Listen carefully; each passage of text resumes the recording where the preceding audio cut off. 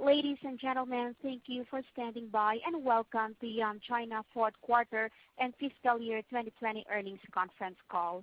At this time, all participants are in listen-only mode. After the speaker presentation, there will be a question and answer session. To ask a question during the session, you will need to press star 1 on your telephone. Please be advised that today's conference is being recorded. I would now like to hand the conference over to our first speaker today, Ms. Debbie Ding. Thank you. Please go ahead. Thank you, operator. Hello, everyone, and thank you for joining Yum China's fourth quarter 2020 earnings conference call. Joining us on today's call are our CEO, Ms. Joey Wat, and our CFO, Mr. Andy Yeung. Before we get started, I'd like to remind you that our earnings call and investor presentation contains forward-looking statements, which are subject to future events and uncertainties. Our actual results may differ materially from these forward-looking statements.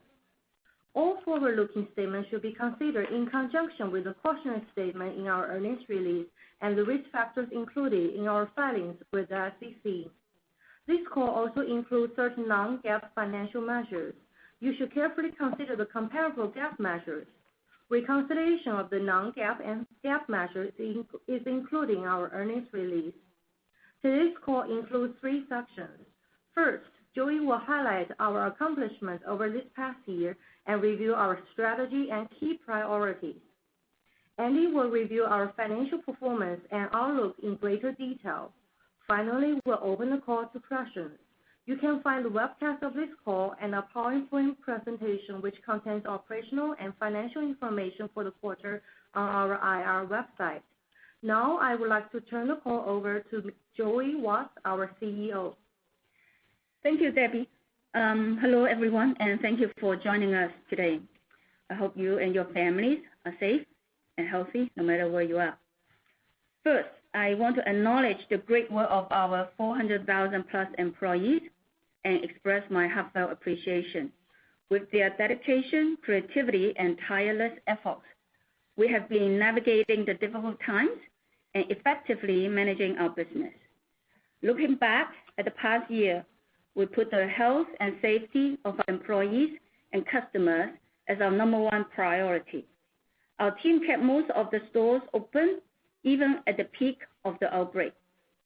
Our execution capabilities and agility helped us overcome many challenges. We captured off-premises consumption opportunities and drove recovery in dining volumes. Sales and traffic recovered sequentially since the first quarter. Our operating profit remained solid and grew double digits year-over-year in the second half. This is the result of strong execution and efficiency improvement. KFC remained resilient. We accelerated store expansion with attractive returns and maintained solid profitability. We made remarkable progress in strengthening the fundamentals of Pizza Hut across all aspects. That is reflected in the sales and margin improvement. Going forward, we will continue to fortify the resilience of Pizza Hut's business model. At the core of all these is our ability to innovate.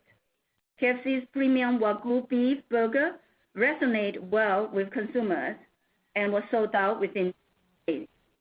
And their sweet pumpkin congee, 桂圆莲子南瓜粥, is the perfect item for the winter. Portuguese chicken curry at Pizza Hut became an instant hit on the delivery menu. We demonstrate our commitment to be a responsible corporate citizen. The pandemic reinforced our determination to look after our employees. We extended our family care coverage designed for our restaurant managers to 13,000 restaurant management team and supervisors and their families. Our efforts are recognized in the industry. For the 3rd consecutive year, we were certified as the top employer in China and included in the Bloomberg Gender Equality Index. We were also recognized for our commitment to sustainability, and we were named an industry leader in the 2020 Dow Jones Sustainability Index. Let's move on to growth strategy. Despite the challenges, we are optimistic about the future opportunities in China. We have been staying the course with our long-term strategy centering around 3 key growth initiatives. Let me give you some update on our latest thinking. First, store growth. We opened 1,165 new stores in 2020, marking the highest new store openings in the 33-year history of operating in China. This is equivalent to opening 1 new store every 8 hours. Our new stores payback remain healthy at approximately 2 years for KFC and 3 to 4 years for Pizza Hut. We intend to sustain this store building momentum into 2021 and beyond, and reach the next 10,000 stores much faster than the first. There's still plenty of white space in which we can expand. We are tracking over 700 cities in which we have no presence in China. To penetrate new markets, KFC is piloting small town model designed for the needs of tier 6 cities or below. This model has localized menus, store layouts, and operating models that require less CapEx. We are encouraged by the initial result of these pilot stores, and we will open more small town model stores in 2021 in KFC. In more established cities, we will increase store density with our multiple store formats. As the mix of off-premise occasions continues to increase, we have further reduced the average store size and CapEx per new store. One example is Pizza Hut's hub and spoke model, which we introduced in 2019 Investor Day. I'm excited to report that with nearly 50 stores, 50 hub and spoke stores at the end of 2020, the results are very promising. We will roll out more of these stores and other small store formats and adapt our store models to evolving consumer needs. To create an even stronger foundation to accelerate expansion, we are stepping up investment in our infrastructure. More details will be provided by Andy later on. Second, portfolio growth. While KFC and Pizza Hut remain our key growth drivers, we are also leveraging Yum China's resources, execution capabilities, and learnings to develop our emerging brands. Great things are brewing in coffee. We now have 3 distinct brands with clear segmentation and strategies. We are committed to accelerate expansion of our coffee business and make it a meaningful part of Yum China. K-Coffee fulfills that daily ritual with good quality coffee at affordable prices at over 7,000 KFC restaurants in China. 140 million cups of K-Coffee were sold in 2020, making us one of the top 3 players in terms of cups sold. Coffee and Joy has evolved to offer specialty coffee for coffee lovers while utilizing an asset-light model. We are working on improving the profitability of C&J and exploring other potential avenues of growth. Meanwhile, Lavazza offers premium coffee in an indulgent atmosphere. We now have 5 beautiful stores in Shanghai, and we are pleased with the initial results.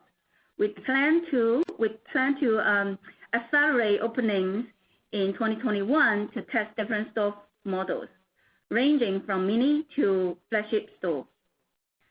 On the Chinese cuisine market, post-acquisition integration of Huang has progressed well. We have driven synergies in product innovation, franchisee development, and supply chain. Huang sales recovered sequentially and delivered solid profits since acquisition.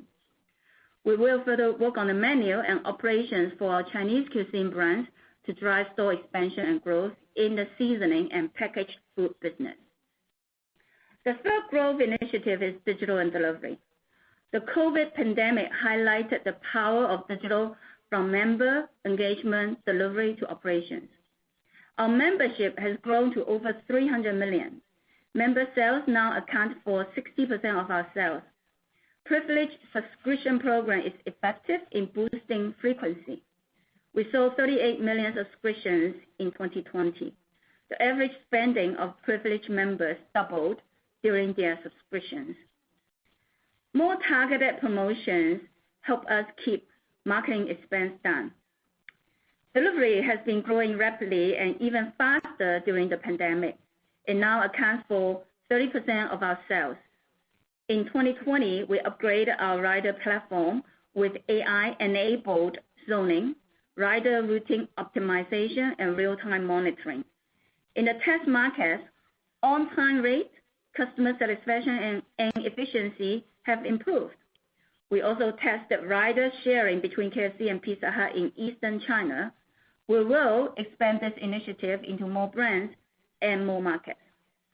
In 2021 and beyond, we are allocating more CapEx to further strengthen our digital and delivery capabilities.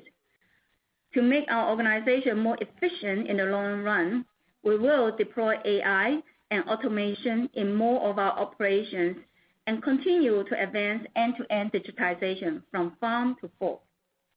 We are committed to driving long-term growth with the 3 growth initiatives. Investments across all 3 are necessary to build our leadership and agility.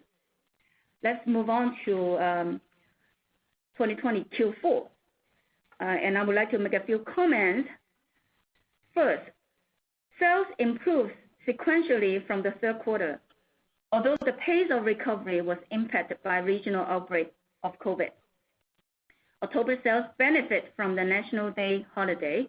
The sales in November, December was pressured by increased regional outbreaks. Traffic at transportation hubs remained significantly below the prior year due to reduced travel. Dine-in remained pressured but recovered a bit sequentially. Delivery and takeaway remained popular options and accounted for over 50% of sales. Digital orders increased to 83%.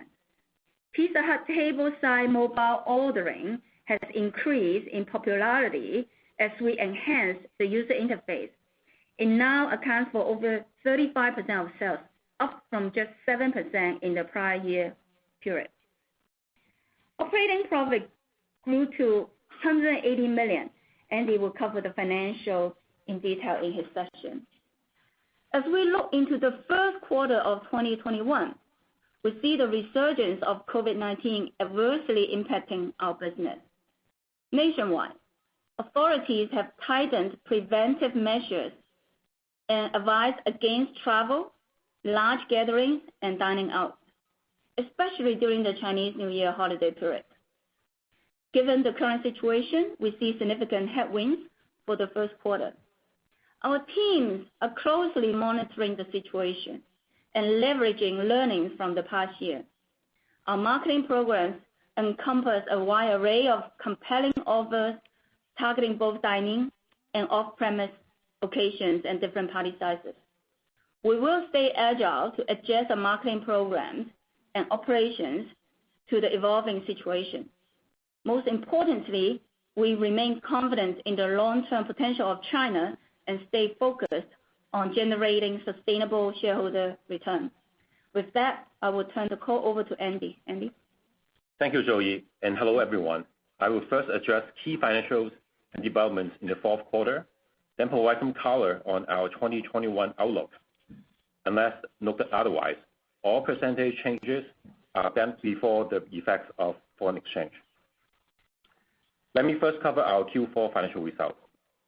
Revenue grew 5%, and same-store sales recovered to 96% of the prior year period. The sequential improvement was supported by continuous strength in delivery and takeaway, while dine-in volume gradually recovered. KFC's same-store sales recovered to 96% of the prior year period, compared to 94% in Q3. Our transportation and tourist hub sales improved but remain challenging. System sales grew 3% year-over-year, reflecting the contribution of new build acceleration.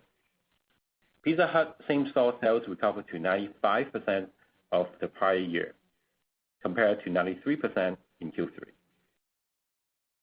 Same-store transaction volume recovered to 98% of the prior year period. Wangjiwang and the consolidation of Suzhou KFC contributed to 4% of total revenue. We opened 505 stores in Q4, which helped us achieve the record level new store openings for the year. Restaurant margin was 15.1%, up 2.7% compared to last year. I want to thank our team for the excellent work in driving operational efficiencies and managing costs. Cost of sales was 31%, 1.2% better than last year. This was mainly helped by lower poultry prices and more targeted value promotion at Pizza Hut. Cost of labor was 24.2%, almost flat year-over-year. Wage inflation and increase in rider costs associated with delivery volume increases were largely offset by labor productivity improvements and shortage in part-time workers.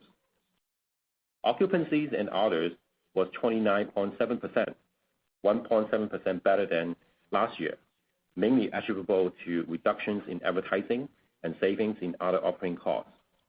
We also received around $7 million in rental and government relief, which is expected to phase out in 2021. G&A expenses decreased 9%, mainly due to lower performance-related compensation, timing shift of government incentives, and cost controls. Operating profit was $180 million, up 78%, mainly due to restaurant margin improvement.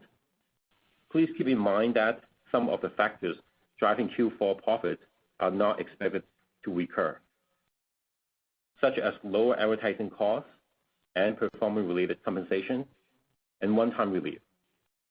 Some of the productivity improvement due to labor shortage is also temporary, as we intend to increase staffing levels. Our effective tax rate was 28%, net income was $151 million, and adjusted net income was $153 million. Excluding $23 million of net investment gains in Meituan, it was $130 million, up 65% year-over-year. Diluted EPS increased 43% to 35 cents. Now let's turn to our outlook for 2021. Heading into the first quarter, cluster of outbreaks surge, impacting a large swath of the countries, especially in northern and northeastern China, Beijing, and Shanghai. Government implemented stricter public health measures across China, such as advisory against travel, large gatherings, and dining out. Several cities have also been put on citywide quarantine, including Shijiazhuang, a city of 11 million people. We anticipate significant headwinds for the first quarter. Our transportation and tourist locations, representing high single digit of sales, will likely be more significantly impacted. Government statistics show that the number of travelers was down over 70% in the first few days of the Chinese New Year travel this year, which started in late January. Overall, dine-in traffic has been affected. We expect trading during the important Chinese New Year holiday period to be subdued, with sales impacted by substantially less travel, smaller gatherings, and generally reduced social activities. Sales in lower tier cities, which represent over half of our sales, will also be impacted as fewer people will return to their hometown for Chinese New Year. As KFC has a higher percentage mix of stores in lower tier cities and transportation hubs, it will be disproportionately impacted. So Q1 will be all hands on deck. In response to the headwinds, we have stepped up our value campaigns and tailored our marketing calendars according to city tiers and trade zones. We have also adjusted our operations and delivery resources to capture shifting dine-in and off-premise demand. We will endeavor to do everything we can to mitigate the headwinds. Please also keep in mind that January and the first quarter will be a tough comparison. Last year, COVID-related lockdowns started only in late January. On a year-over-year basis, last year's sales benefited from strong first few weeks leading into Chinese New Year. We anticipate the recovery will remain non-linear and uneven, influenced by regional outbreaks, reduced travel, and lingering effects on consumer behavior. In 2021, margin will remain subdued compared to pre-COVID levels as we face several headwinds. We expect full recovery of sales to pre-COVID levels to take some time. Compelling value campaigns to drive traffic will continue to be our focus. We expect two-year wage increase since 2019 to be high single digit, including 3% in 2020 and mid-single digit in 2021. We are stepping up our efforts in sustainability. In light of the latest regulations in China, we are replacing plastic packaging with more eco-friendly materials. It is expected to increase our cost of sales by over $30 million in 2021. On a year-over-year basis, we are lapping over $100 million of COVID-related government and rental relief in 2020, which is mostly phased out now. On the positive side, our commodity prices are expected to decline by low to mid-single digits, mainly driven by lower poultry prices. Since we usually lock our poultry contract 1 quarter in advance, prices may still fluctuate throughout the year. We'll build on our momentum in 2020 and target to open approximately 1,000 new stores in 2021. We'll step up investment in digital, logistics, and other operational infrastructures to support accelerated growth. Total CapEx in 2021 will increase to approximately $600 million. This investment will impact profitability in the near term, but will yield benefits in the long term. With that, let me cover our capital allocation framework. With over $4.3 billion in cash and short-term investments and strong cash flows, perhaps as much as $8 billion of capital will be deployed over the next 5 years. As we think about our long-term capital allocation, our key goals are to deploy capital efficiently, to accelerate growth, and to create long-term value for our shareholders. Now, before I outline the use of cash, I want to emphasize that we will continue to run a prudent financial strategy, ensuring sufficient cash on hand for working capital and sufficient reserves to deal with potential contingencies. Organic growth remains the most important driver for our long-term strategy. As Joey mentioned, we aim to achieve the 20,000 store milestone much faster than the first 10,000 store milestone. We'll prioritize our capital to support organic growth. Hence, we will more than double our CapEx over the next few years. A majority of our CapEx will be used for accelerating store network expansion and store remodeling for our core brands, KFC and Pizza Hut, growing them while keeping them fresh. We also plan to invest several $100 million in our emerging brands, especially the coffee business, building them into meaningful scale and a material part of our business mix. While expanding the network of physical stores is an important growth driver, enhancing our digital and delivery capabilities and logistic infrastructure is equally important to our future success. To efficiently and adequately support a network of 20,000 stores would require a bigger, more robust, and more agile digital and physical capabilities and infrastructure. In addition, we also like to see greater digitization, automation, and intelligence across our operations. So we have earmarked over $1 billion investment to advance our end-to-end digitization program, including digitizing our store, marketing, supply chain, and back office operations. Roughly another $1 billion has also been earmarked to expand our logistic infrastructure to enhance automation capabilities to drive efficiencies. The rest of the capital will be allocated for shareholder returns and M&A. We resumed cash dividends in the fourth quarter and have returned $1.2 billion to shareholders since the spin-off. In the future, we expect steady returns to shareholders in line with our profit growth. We will also maintain a disciplined approach to M&A and investment, while exploring opportunities to invest in brands with excellent growth potential, to acquire new capabilities and technologies, and to build and support our ecosystem. We believe this approach to capital planning will drive long-term shareholder returns.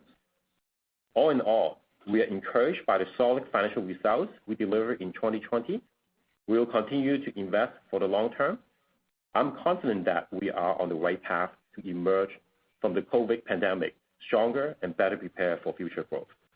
With that, I will pass you back to Debbie to start the Q&A. Debbie? Thanks, Andy.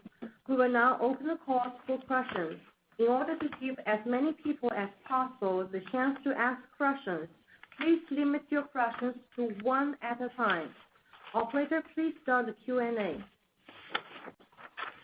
Ladies and gentlemen, we will now begin the question and answer session. If you wish to ask a question, please press star 1 on your telephone and wait for your name to be announced. If you wish to cancel a request, please press the pound or hash key. Please limit to one question at a time. If you have follow-up questions, please request to rejoin. Our first question comes from the line of Xiaopo Wei. Please ask your question. Good morning. Good morning, Joey, Andy, and thank you for taking the first question. My question will be regarding the Chinese New Year. As Joey mentioned that there are a very challenging environment in the first quarter, but we know that Yum China and yourself are so good at handling the challenges as we can see last year.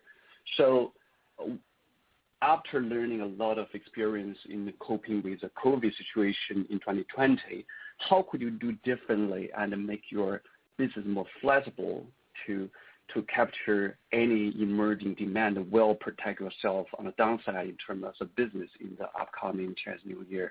Any color would be highly appreciated. Thank you. Thank you, Xiaopo. The quarter one, which is driven mainly by the Chinese New Year, would be a quarter that's rather difficult to model. Because as I mentioned earlier, we do anticipate significant headwinds, and we do expect recovery will take some time because the situation is still fluid. Three things for sure in terms of trend. One is the surge in cluster outbreak, and that result in tightened preventive health measure or advice against travel, large group gathering and dining out. Second is the traveling and the social activities significantly reduced. So we already have seen the first few days of the travel volume is down significantly. And then the lower tier city sales, which is more than 50% of our sales, particularly for KFC, and large party size ticket will be reduced. And also, we do also expect more competitors will stay open during Chinese New Year versus 2020. The third thing we know is KFC is likely more impacted than Pizza Hut because of higher mix in the lower tier cities and transportation locations. I mean, the next important question is how are we going to deal with it? And certainly we take all the learning from 2020. The overall tone and the importance and the priority is still the safety of our employees and customers, and on that foundation, the focus is to stay nimble and agile. We do very closely monitoring. We are closely monitoring the situation, and there are two focus here in terms of staying nimble and agile. One is to step up the value campaign and to line up all our digital and delivery resources, including our membership program, to prepare for the Chinese New Year. Second is we adjust our marketing calendar according to city tier, trade zone, party size, and occasion. I suppose compared to the 2020 program is this time, when we plan the marketing campaign, we have you can see we have multiple scenario planning. And that shall help us stay even more agile compared to last year. Last year, things happened before we know it's going to happen. So we react really fast, and our team is doing a fantastic job. For this year, we have more scenario planning, and that shall help our team still react quite fast to the evolving COVID situation. Thank you, Xiaopo. Yes, thank you. Well, quick follow-up on the new store. You did a great job in 4Q opening many stores, but if you look at the result, actually, we didn't see that the new store really drag down the restaurant margin. So looking forward, shall we say that a new store will be the key driver for the growth without compromising our margin on a sustainable basis? Thank you, Xiaopo. Quick answer as well. When we open stores, as you guys know us already, we have rough, idea how many stores we want to open. But the most important decision is whether this is a good store or not. So if we see opportunity to open the store, we'll open more or less, depending on the quality. So we always keep our quality. And as you can see, we still are opening more stores in lower tier city. Our quality control continue there. So it's always the disciplined approach that we have been following and will continue to pursue. Thank you. Thank you. Our next question comes from the line of Lina Yan from HSBC. Please ask your question. Hi, thanks management for the presentation and congratulations on the very good results. My question is also related to the store opening. We have seen the very high quality store opening in 4Q, but we also know normally there will be more remodeling in 4Q. And as Xiaopo said, new stores might not contributing so much to profitability. So I'm wondering whether what we have seen in 4Q is sustainable, as asked earlier, when we expect the store opening might continue to be the expectations, whether it's going to lead to higher than the contribution to total revenue will increase as well as the driving higher profit growth as well. Thank you. Lina, this is Andy. Thank you for your question. Yeah, thank you. Let me first address the question about the store opening pace. Obviously, we are very pleased that we have opened 505 stores in the fourth quarter. But I also want to remind folks that even though it's probably still higher than what we expected, but we have already told folks that because of COVID impact, the store opening will be more back-end loaded. And so, with the little bit easings in the COVID situations in fall and winter, past year, our development team have really accelerated the pace and try to take advantage of that window and open as many stores as possible. And then we also try to push, some of the store opening earlier, this in the fourth quarter, so in anticipation of the Chinese New Year holiday period.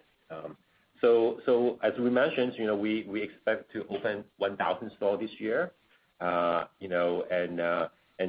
it's a very high pace, right? So you think about our store right now, we have a little more than 10,000 stores, and then so almost opening, almost 10% of new store. Now, it putting perspective for you, last year we opened almost one store every, I think, 8 hours, and so that's a very, very fast pace.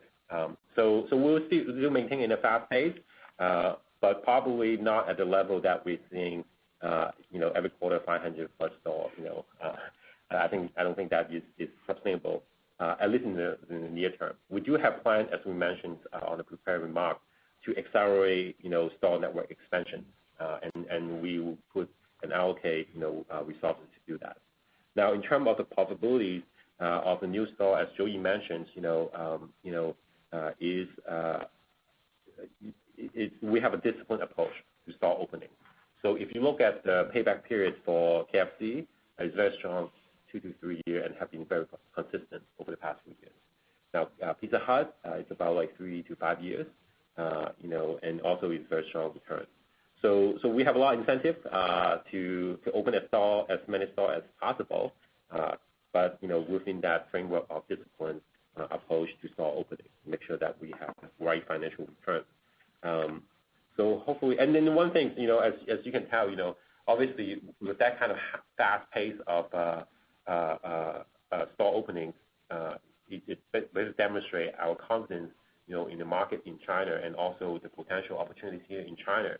So we always encourage investors to look at the overall system sales, rather than the sometimes to focus on the same store sales growth, because China is still a growth market. Okay, thank you very much, Andy.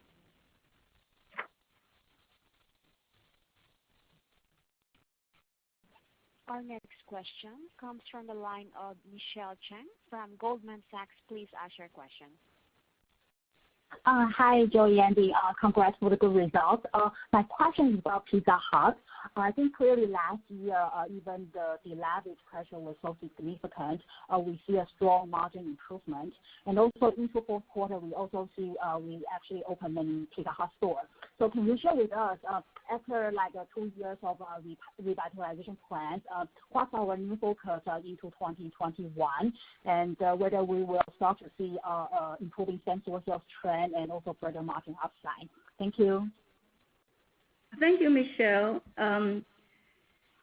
For Pizza Hut, I think overall we did what we promised about sales first, profit later in our turnaround journey, and our second half OP more than double compared to the previous years. And the focus of Pizza Hut in the last few years is about improving the fundamentals of the business, which we believe will have an impact for years to come. And I think that kind of set the tone about our focus going forward. So our focus going forward is to continue to improve across all these key aspects to cement the changes made in the last few years and make Pizza Hut a resilient business model. I think this is a very important word because I think we believe we have a resilient KFC business now, and after a few years hard work, Pizza Hut business will be also resilient as well. So in terms of focus, maybe I'll just highlight 3 things that we have done. We have worked very hard in the past 3 years, and then we'll continue to do that in the coming few years. One is the new menu. Our new menu rolled out in late Q2. It's 75% item are new or upgrade compared to 2 years ago. And food is I cannot emphasize how important it is, right? And one example I mentioned earlier is the Portuguese chicken curry. It's fantastic food, and it's innovative, and we'll continue the innovation. And then the second highlight is our double-digit growth in the off-premise dining, which including the delivery and takeaway, because we all understand our concern towards dining business, rightly so. So after a few years hard work, you can see the mix right now is a lot healthier. I mean, it's 40% plus of the total sales. So that also makes our overall business more resilient. Third, digital order. The digital capabilities are absolutely critical in any restaurant business right now. The ability to connect the online and offline operation is part of the efficiency, is part of the customer service experience. So let's take one example, the table side ordering. We moved the mix of table side ordering. Q4 actually is 37%. So 37% of our orders on the table side are done digitally, and that compared to 5% during 2019. And we only start this to work on this back to 2018. And you can imagine that both improve the customer service and of course, the labor cost. So on top of that, the fourth thing, we also launched ready-to-cook steak and pasta to capture home consumption trend or demand, and that is partly, as a result of the pandemic. Such growth is the growth opportunity has become even more visible, and we captured that. So as a result of all these 1, 2, 3, 4, and more efforts and initiatives, we have seen the improvement of our money to value perception, value for money perception, and also overall customers' perception towards the food, the service level, the value, the dining environment. Therefore, the fundamental and the momentum is promising.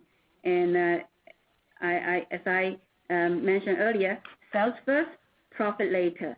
So now the sales is in a decent place, and we start to see the improvement in profit, and we want a bit of both going forward. Thank you, Michelle. Thank you, Joey.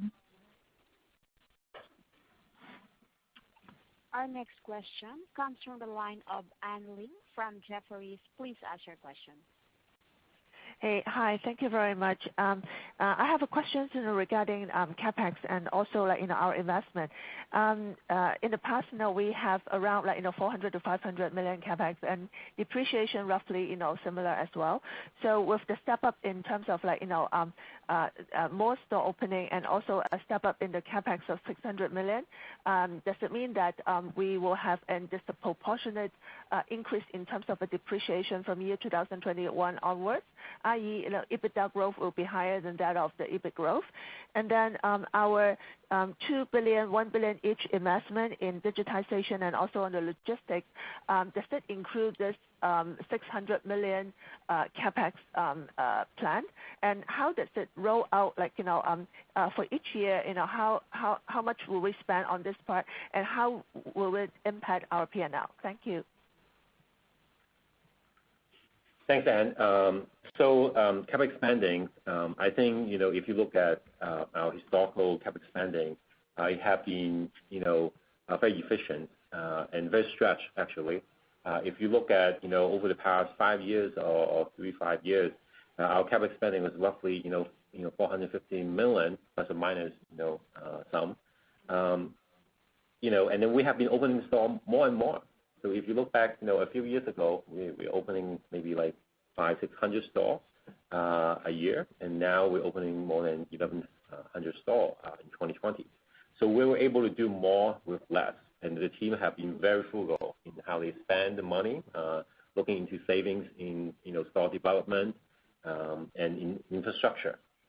Now, what we want to do with this capital allocation plan is really reframe this plan to focus more on growth, driving more efficiency, and think about this longer term.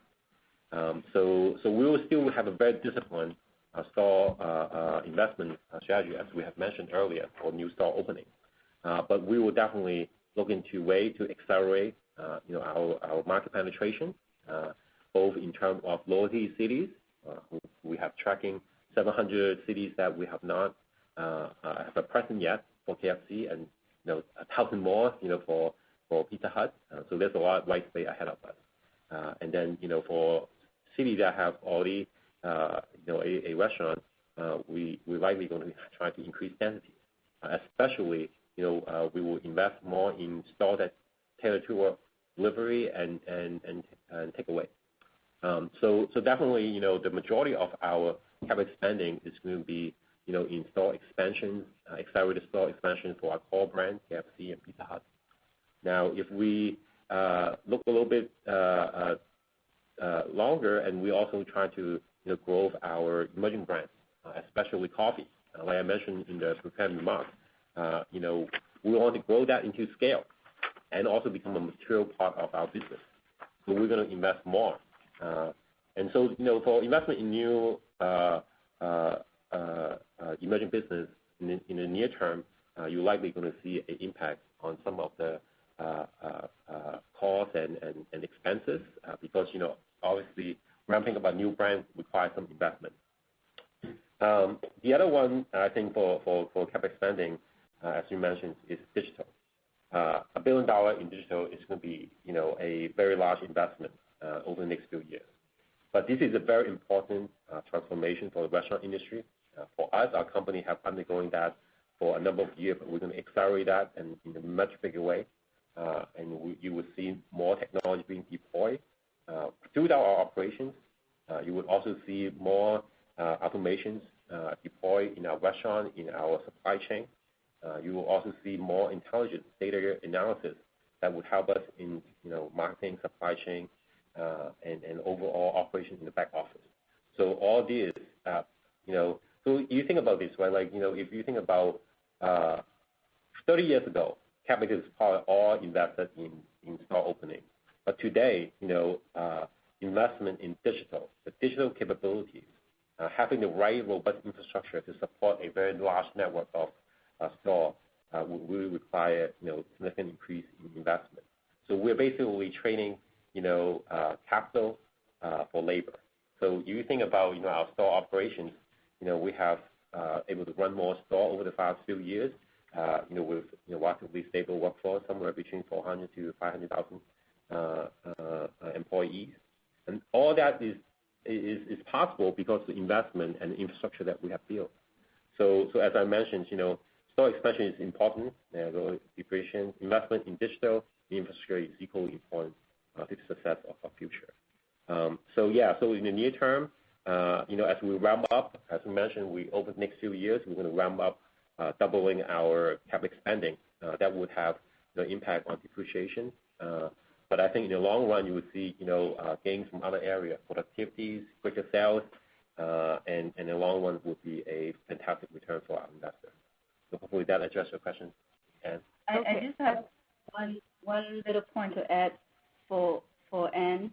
If we look at these savings in terms of efficiency from automation and technology investment, just think about this. 2015, we have roughly about 7,000 plus stores.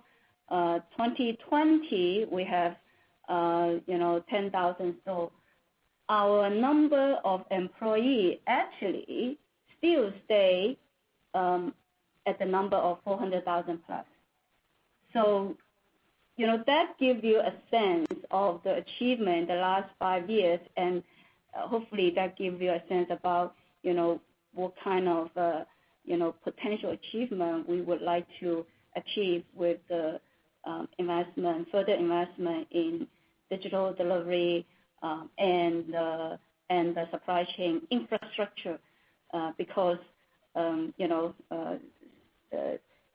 before opening the stores, we need to get the infrastructure in place in order to enable the acceleration of store expansion. Otherwise, if the infrastructure is just catching up to the store expansion, then we are dragging our feet to, if I could describe it that way, if that makes sense. Thank you, Anne. Right, and also I want to give you one more anecdotal evidence of how important digital and infrastructure investment is and how that help us, to actually be more productive and keep costs down. You think about our membership program. We developed that and invested in that over the past couple of years. Our whole digital, CRM program really help us to keep, our AMP lower compared to our revenue growth. And that's all possible because, we have the ability to reach our customers and effectively utilize the technology. So you may see, cost increase in a part of the P&L, but hopefully in the long run, you see also improvement on the other side. And again, as mentioned, if you think about China today, over the long term, you see more labor shortage as the population age. So it's very important for us to stay one step ahead of the game and anticipate that and invest in productivities and technology and infrastructure. Got it. Thank you. Our next question comes from the line of Chen Lu from Bank of America. Please ask your question. Thank you, Joey and Andy. So I would apologize if my question has been addressed by previous speakers as my line was disconnected in the middle of the call. So I'm more interested on the food and paper cost side. So we understand that the chicken cost is coming down pretty dramatically these days. Meanwhile, we are also stepping up our value initiatives.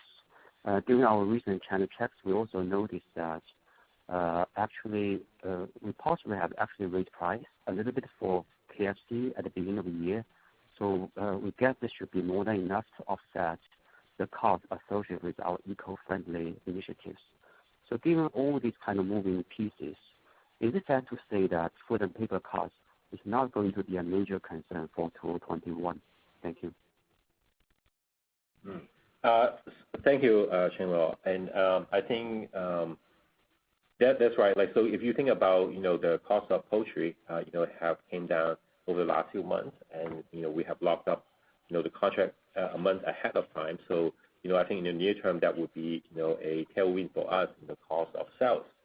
However, as you correctly mentioned, and we have mentioned, we see quite a bit of headwind for the first quarter, lower traffic in terms of transportation hubs, significantly lower, traffic in the transportation hub business for the CNY sectors. And then we also see other headwinds in terms of less social gathering, small size group, less social activities. So we do see some headwinds for, our first quarter sales.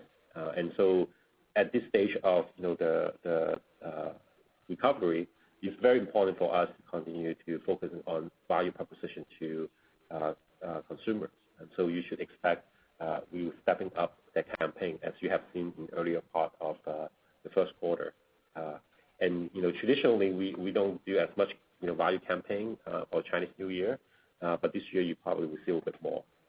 Now on the other hand, I think the sustainability initiative this year, as I mentioned, would likely cost us about $30 million for the full year in packaging by replacing plastic with other eco-friendly materials for packaging.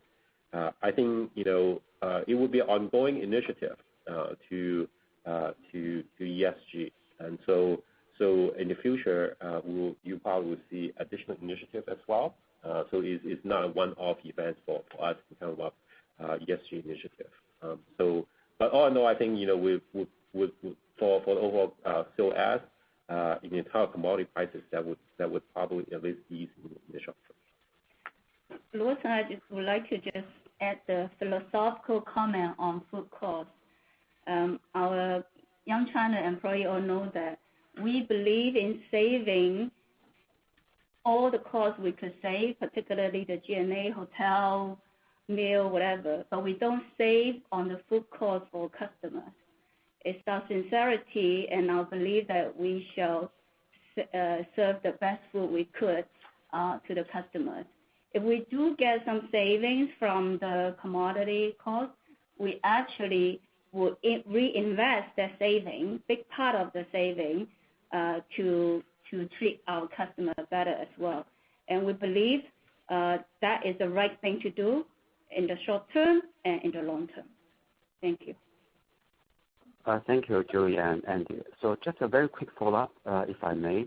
I understand that we see a lot of headwinds coming into Q1, but meanwhile, we also need to bear in mind that with a very weak February and March last year, of course, the government is taking some measures at the moment, but last year we were talking about nationwide lockdown with almost everything being shut down for about 2 months. So I do believe that heading into February and March, things or counts will be looking much better.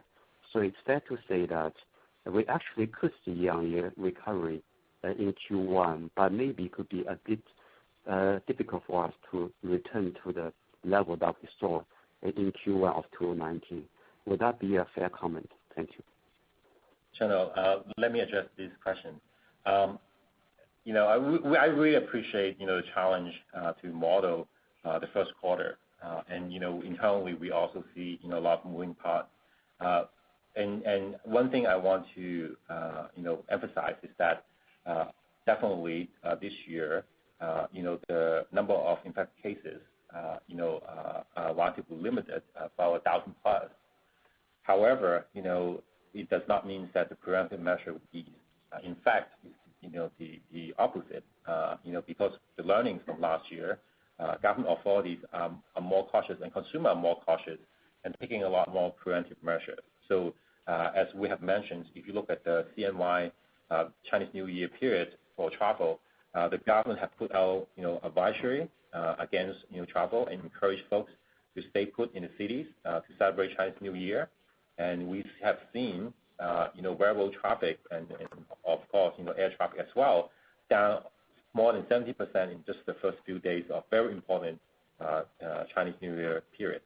Now, Chinese New Year period have been historically very important to our business, especially for KFC, which have high single digit of the sales, and especially in Chinese New Year period, double digits in terms of their sales are coming from the transportation hub and tourist locations. That would be disproportionately impacted. Now, if you also look at the trading situations, will be more complex. Historically, once folks go home, they celebrate, they go out with families. So you generally see a boost in sales at lower tier cities. Now, given the people are staying in the cities, that would be a little bit different situation.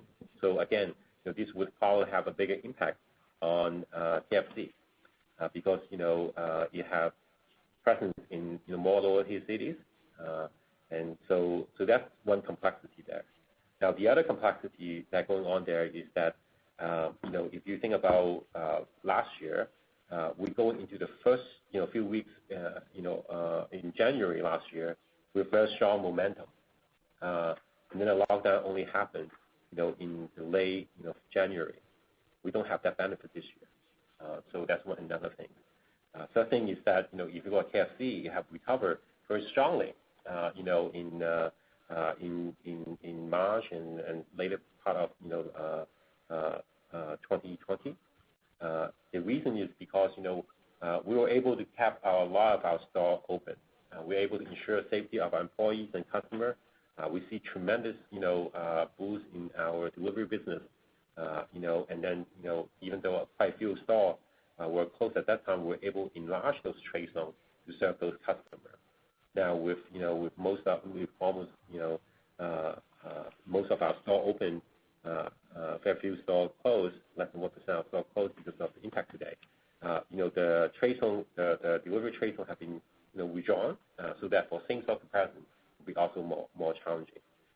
So all in all, I think that's why we want to highlight that both in our prepared remarks and also in our earnings release, so that we can give a fuller picture to folks outside of China, in Hong Kong, in the U.S. and Europe, so that they can understand, even though the pandemic, the infected cases may be less, but the preventive measures, stricter preventive measures, and the impact on consumer behaviors are not less.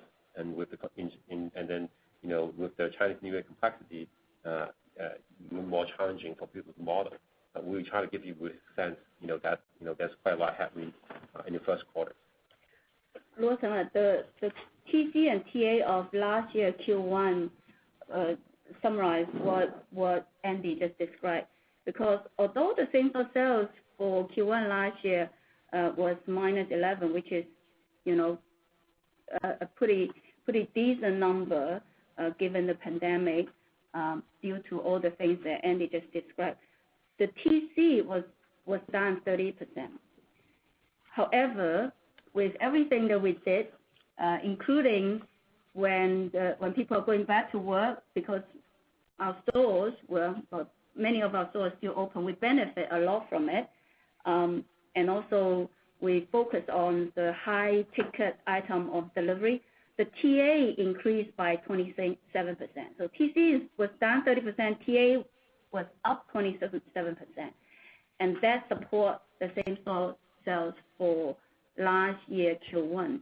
And you could imagine for this year, such benefit of the ticket increase will be very difficult to lap. Thank you.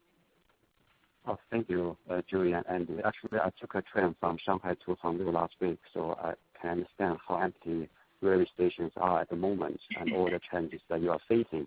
And we really appreciate all the hard effort that you are making to sustain the business. Good luck. Thank you.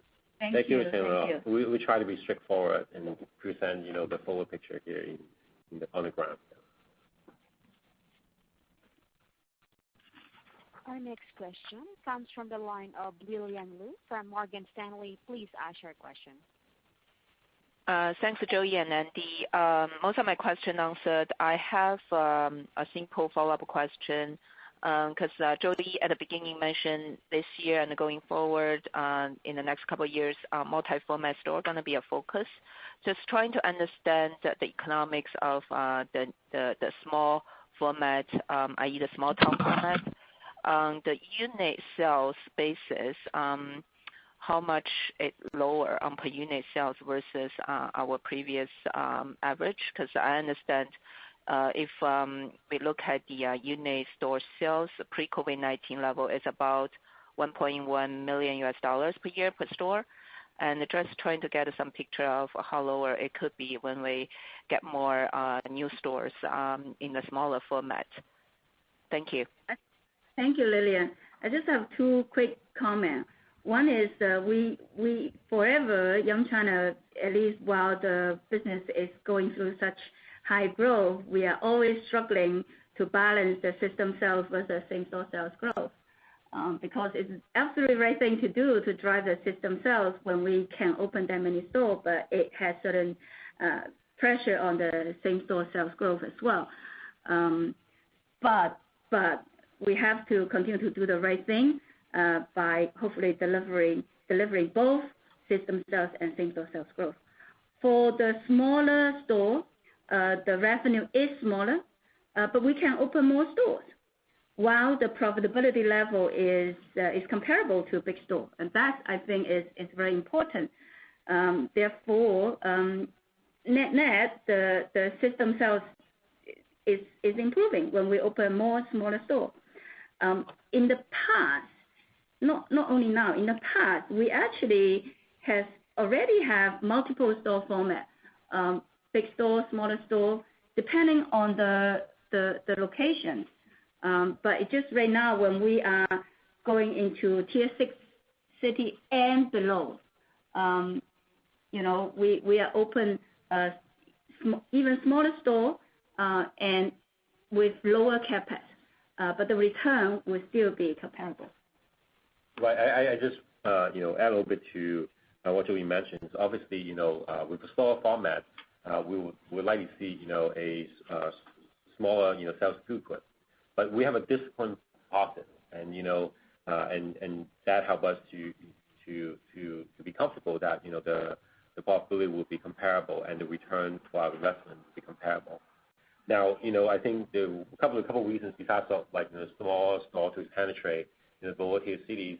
We are also developing smaller stores that are geared toward more delivery and takeaway, especially in the urban center area. I think it's important to note that for delivery and takeaway, there's a network effect, right? The closer, more dense your network is, that helps your customer service improvement, your delivery speed. And then also drive incremental sales because folks, you ask them to walk 2 kilometers, how not going to do a takeaway, right? And then if you want delivery for 5 miles, 5 kilometers, they're probably not as good neither.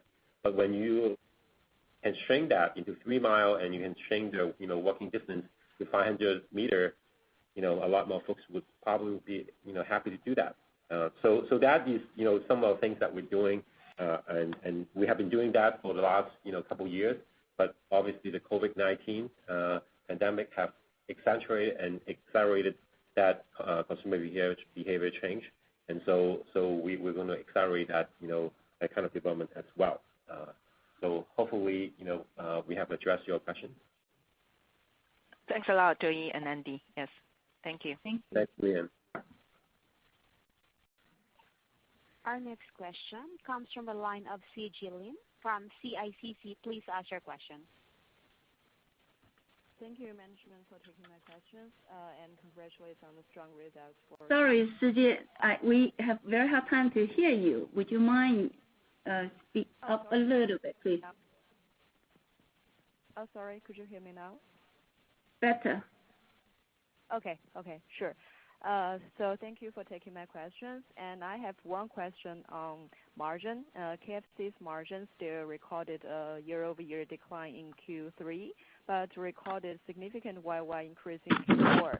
So I wondered that what's the reason behind this, and will this continue into next few quarters? Thank you. Well, thank you, Sijie.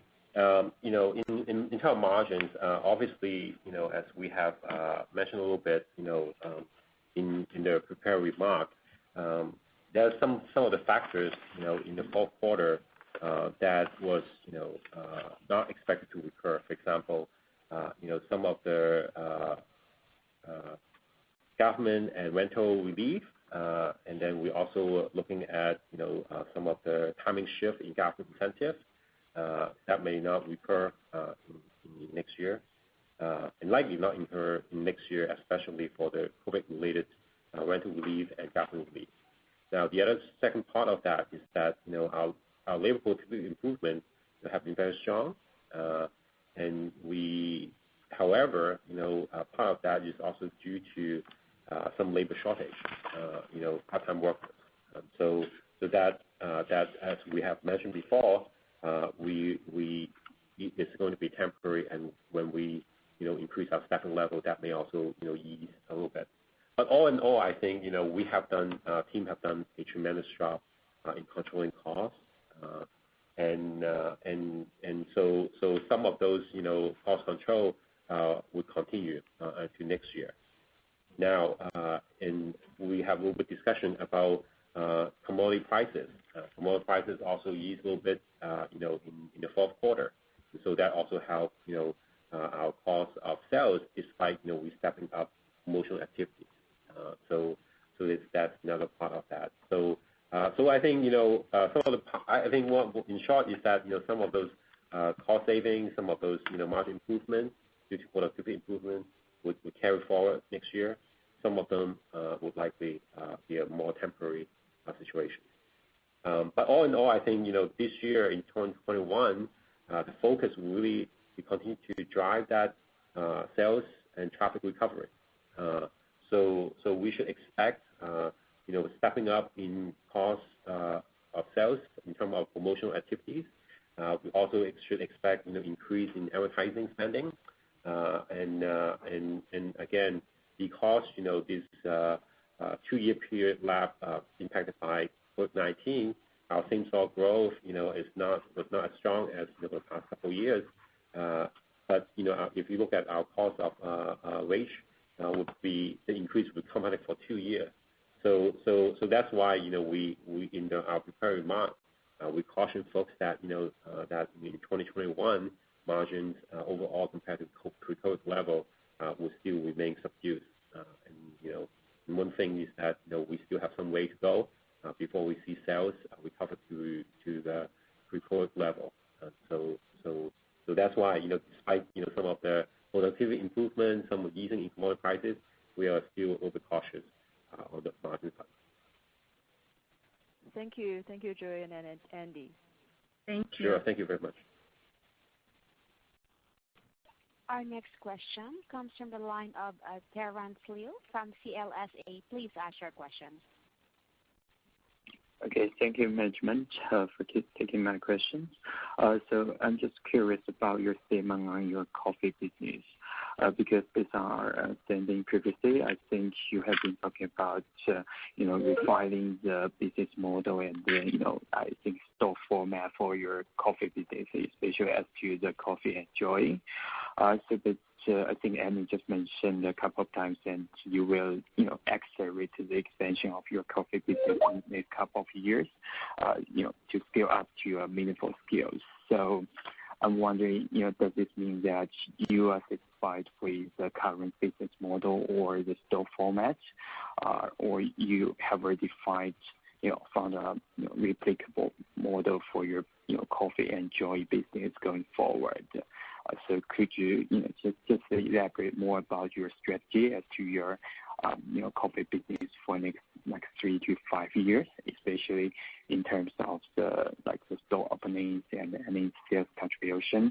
So anything you can share with us is highly appreciated. Thank you. Thank you, Terence. Let's talk about C&J a little bit, and then we'll move on to Lavazza. C&J, we so far have roughly about 50 stores, and we have been working on the business model and then refine it and build on it. The focus is on getting the fundamental right. For example, we build a day part, we build a delivery, we improve the store economics.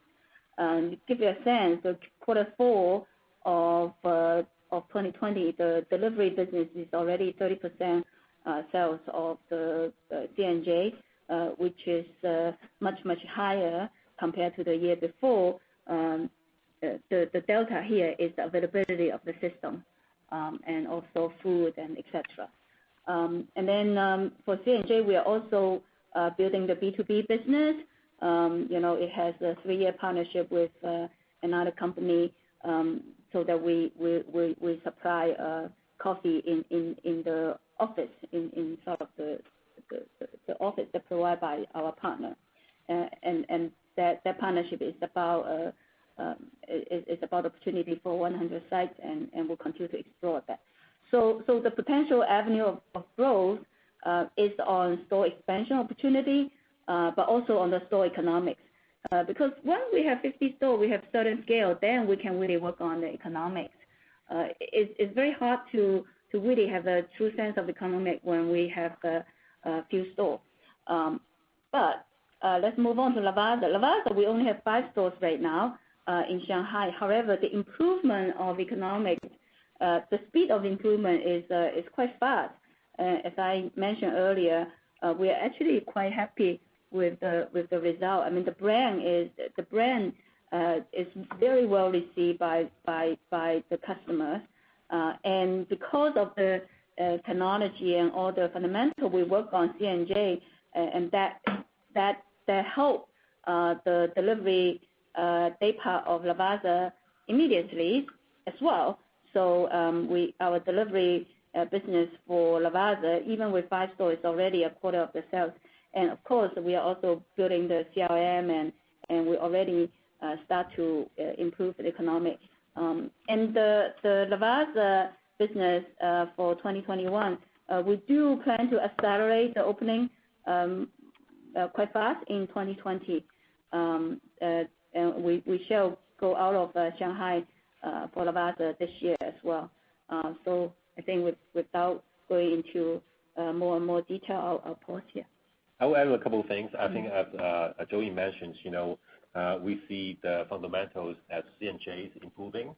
So if you look at a store open more than a year, I think they have returned to positive SSG in late 2020, and then with better sales and better mix of products, we also see more store beginning to break even. So that's I think overall a positive trend there. And for Lavazza, it obviously a very new initiative, but I think what we can say is that the reaction from consumer and the initial sales number were better than what we have initially forecast. So still early in the game for coffee for us, but we're very confident. And more importantly, I think we internally have decided coffee is a very important category for us in the longer term, and we will invest what needed to make it successful and material and an important part of our business going forward. All right. Thank you. Okay. Thanks, Andy and Joy. Thank you.